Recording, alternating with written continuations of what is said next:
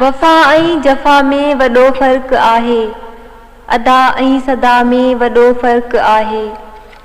वफ़ा ऐं जफ़ा में वॾो फ़र्क़ु आहे, अदा ऐं सदा में वॾो फ़र्क़ु आहे। वाह।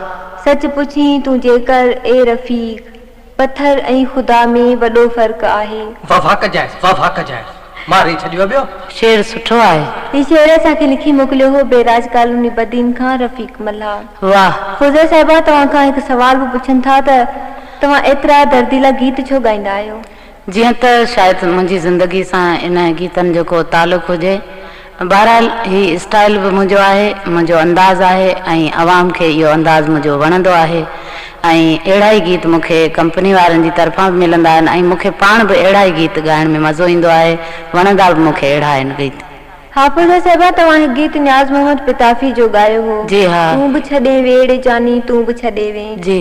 इन गीत जी तमामु घणी फरमाइश थी आहे। इन गीत खे ॿुधण जी फरमाइश हिननि साथियुनि कई आहे।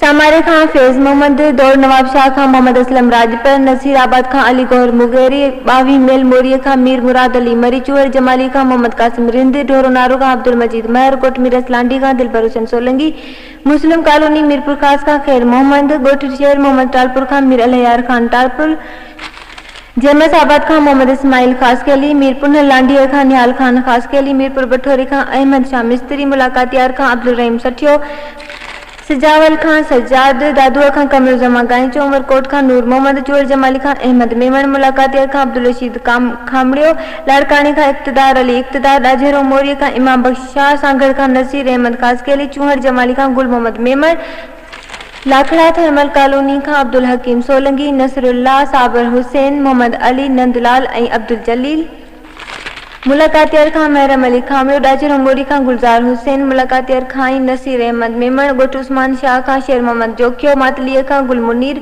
गोठ गुलाम मोहम्मद बागराणीअ खां रईस खान सांद, मुलाकातियार खां गुलाम फरीद खामड़ियो, गोठ मोहम्मद सूमार जूनेजो खां साहड़ जूनेजो, अजीमाबाद खां खान मोहम्मद उनड़, बोहड़न खां हबीबुल्लाह माची, गोठ कादन शोरो खां एहसान खास के अली, कंदकोट खां नजर मोहम्मद समेजो, मातली खां अब्दुल मजीद वरड़, गोठ गुलाम मोहम्मद बागराणी खां गुलशेर सांद, पीर मोरिया खां मुबीन सांद, टंडो बागो खां सुलेमान मुरादानी, सूफी फकीर खां अमित कुमार, गोठ पीर बख्श ओठो खां वलीदाद ओठो, कंदकोट खां इंजीनियर कुमार, गोठ हाजी मेवो खान खां मोहम्मद अशरफ टालपुर, चूहर जमाली खां हजार खान मक्सी, ढोरो नारो खां महर अली समूह, ढंढार शहर खां रसूल बख्श मीरानी, शाहपुर चाकर खां मोहम्मद हनीफ, गोठ फजल चौहान खां वासूमल मेंघवार ऐं मीरवा गोचानी खां शंकर लाल माली।